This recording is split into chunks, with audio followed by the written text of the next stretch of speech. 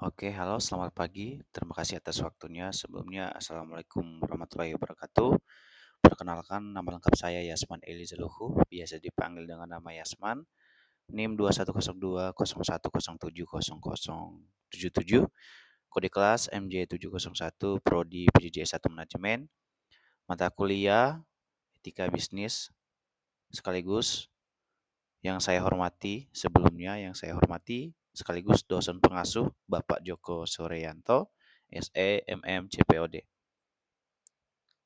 Oke, langsung saja.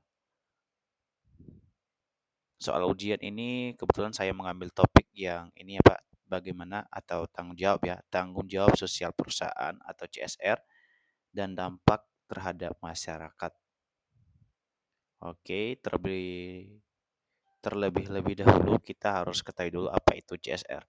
CSR ini adalah Corporate Social Responsibility atau CSR adalah komitmen perusahaan untuk berkontribusi terhadap pembangunan berkelanjutan dengan memperhatikan aspek ekonomi, sosial, dan lingkungan. CSR ini tidak hanya fokus pada keuntungan bisnis, tetapi juga pada kesejahteraan masyarakat dan kelestarian alam. Next, bentuk-bentuk dari CSR adalah pendidikan beasiswa pembangunan sekolah atau penelitian keterampilan, kesehatan, program sanitasi, donor darah atau klinik gratis, lingkungan, penanaman pohon, pengelolaan limbah atau energi terbarukan, ekonomi, pemberdayaan UMKM, pelatihan wirausaha atau bantuan modal, infrastruktur, pembangunan jalan, jembatan, atau fasilitas umum. Next, isu etika bisnis dalam CSR di Indonesia saat ini, Corporate Social Responsibility atau CSR di Indonesia tidak hanya menjadi bentuk tanggung jawab perusahaan, tetapi juga menyangkut isu etika bisnis yang krusial. Beberapa masalah utama terkait etika dalam pelaksanaan CSR di Indonesia meliputi poin yang pertama, CSR sebagai alat pencitraan atau greenwashing. CSR washing, banyak perusahaan menjalankan CSR hanya untuk meningkatkan citra publik tanpa dampak nyata. Kemudian contoh perusahaan tambang mengklaim peduli lingkungan tetapi tidak menyebabkan kerusakan ekonomi. Kemudian etika yang dilanggar, ketidakjujuran atau lack of transparency dan manipulasi persepsi masyarakat. Kemudian next, CSR tidak berkelanjutan ya. Poin nomor 2, short term program. Short term program ini ya CSR seringkali bersifat seremonial.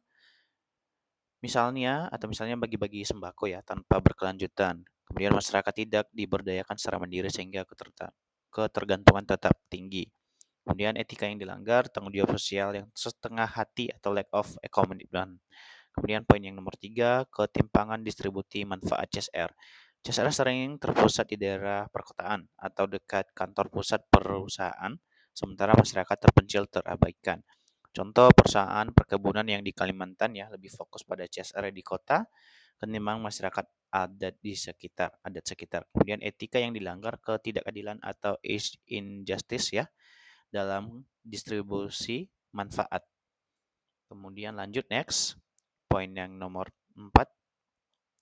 CSR sebagai pemadam api ya, konflik sosial. Beberapa perusahaan menggunakan CSR untuk meredam protes masyarakat terkait dampak negatif ya operasi mereka. Contohnya perusahaan sawit memberikan bantuan sekolah setelah terjadi protes atas perampasan lahan. Kemudian etika yang dilanggar, eksploitasi kebutuhan masyarakat untuk kepentingan bisnis atau instrumentalization of CSR.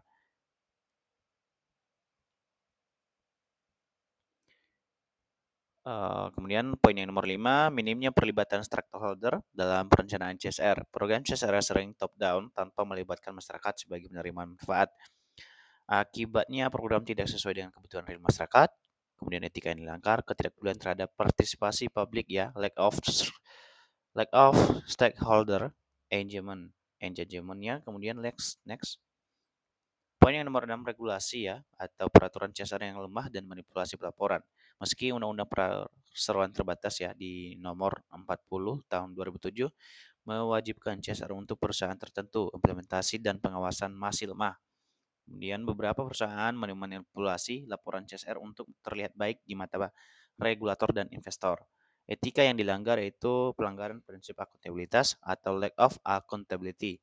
Kemudian next, dampak isu CSR terhadap bisnis, konsumen, dan masyarakat. Isu-isu Etika dalam pelaksanaan Corporate Social Responsibility (CSR) di Indonesia tidak hanya memengaruhi reputasi perusahaan, tetapi juga berdampak luas pada bisnis, konsumen, dan masyarakat. Berikut analisis ya dampaknya. Satu, dampak terhadap bisnis, reputasi dan brand image. Dampak negatif, perusahaan yang melakukan CSR hanya untuk pencitraan atau greenwashing akan kehilangan kepercayaan publik tentunya. Contoh, perusahaan sawit yang mengklaim rumah ramah lingkungan tetapi masih melakukan deforestasi. Deforestasi akan diboikot oleh aktivis dan konsumen global. Kemudian dampak positif, jika cara dilakukan dengan etis, meningkatkan loyalitas merek, brand loyalty, dan daya saing di pasar global. Kemudian next, resiko hukum dan regulasi. Perusahaan yang melanggar prinsip CSR berkelanjutan dapat terkena sanksi hukum atau tuntutan masyarakat. Contoh, perusahaan tambang yang tidak memenuhi kewajiban CSR-nya bisa menghadapi pencabutan izin usaha atau undang-undang minerba. Kemudian kinerja dan keuangan, biaya jangka panjang meningkatkan jika CSR hanya bersifat kreatif, reaktif, atau misalnya mengatasi konflik sosial. Kemudian investor dan memegang saham semakin mempertimbangkan ESG, ya, environmental, social, governance, sehingga perusahaan dengan CSR buruk sulit dapat pendanaan. Kemudian dampak terhadap konsumen. Perusahaan pola konsumsi konsumen semakin melek ketika memilih produk dari perusahaan yang punya CSR nyata. Contoh, tren belanja produk ramah lingkungan atau green consumerism memaksa perusahaan mengubah strategi bisnis. Kemudian next, kehilangan kepercayaan. Jika perusahaan terbukti melakukan CSR palsu, konsumen akan beralih ke kompetitor. Contoh kasus Walmart yang dituduh CSR washing membuat banyak pembeli beralih ke merek yang lebih transparan. Tuntutan akuntabilitas, konsumen kini lebih kritis dan menuntut laporan dampak CSR yang jelas, bukan sekedar iklan. Kemudian media sosial mempercepat penyebaran informasi negatif jika perusahaan dianggap tidak etis. Kemudian next, dampak terhadap masyarakat. Ketergantungan versus pemberdayaan. CSR yang tidak berkelanjutan atau sekitar bantuan sesaat membuat masyarakat tergantung, bukan mandiri. Kemudian contoh, bagi-bagi sembako tanpa pelatihan kewirausahaan hanya bersifat charity bukan solusi jangka panjang. Kemudian ketidakadilan sosial. CSR yang tidak merata hanya fokus di daerah perkotaan, memperlebar kesenjangan sosial. Contoh, perusahaan migas di Papua lebih banyak ber-CSR ya di Jakarta daripada lokasi operasi mereka. Next, konflik sosial dan resistensi masyarakat. Jika CSR hanya jadi alat pencitraan, masyarakat akan menolak keadilan perusahaan. Contoh, konflik PT ya, Freeport dengan masyarakat Papua karena CSR dianggap tidak sebanding dengan kerusakan lingkungan. Kemudian peluang pemberdayaan yang terlewat. CSR yang melibatkan masyarakat dalam perencanaan bisnis menciptakan lapangan kerja dan UMKM. Jika tidak, potensi pengembangan ekonomi lokal terbuang sia-sia. Kemudian next, rekomendasi dan solusi. Menerapkan prinsip transparansi dan akuntabilitas, etika, kejujuran, dan tanggung jawab. Perusahaan harus mempublikasikan laporan CSR tahunan yang teraudit, tidak hanya laporan keuangan.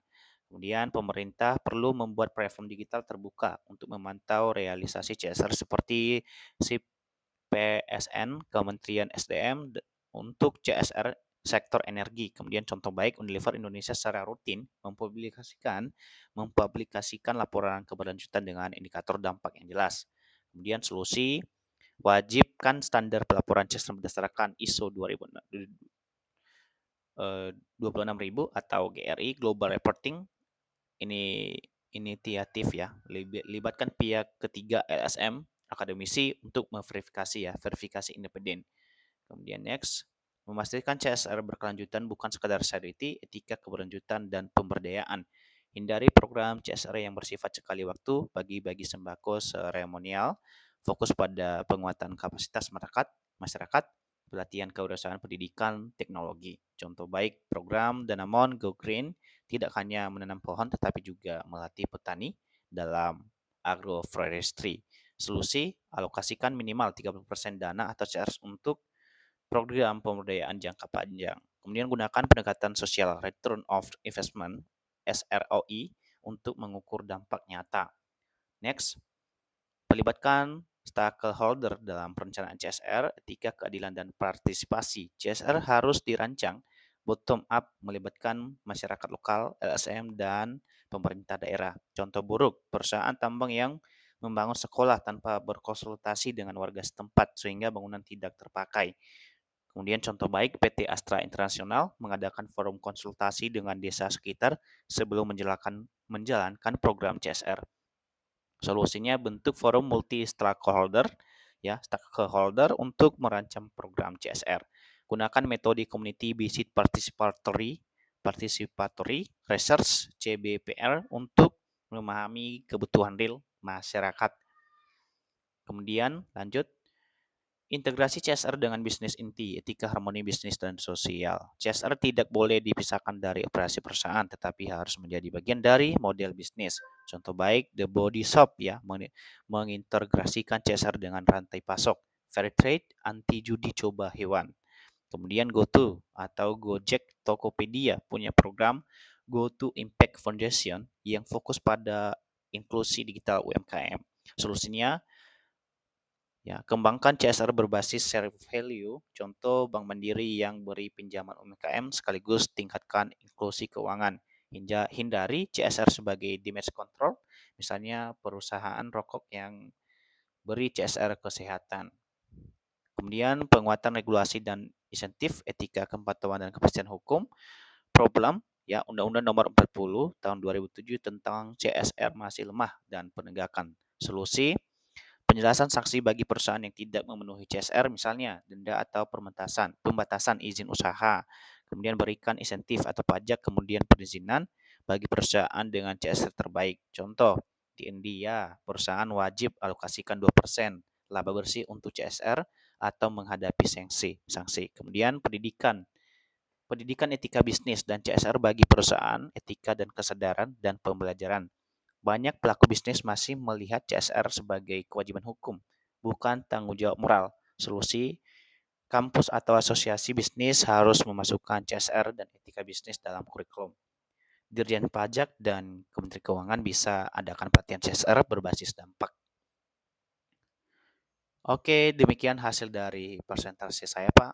Atas kesalahan dan kekurangan kata atas penyampaian saya mohon maaf atas sebelumnya. Dan terakhir kata saya ucapkan terima kasih. Assalamualaikum warahmatullahi wabarakatuh.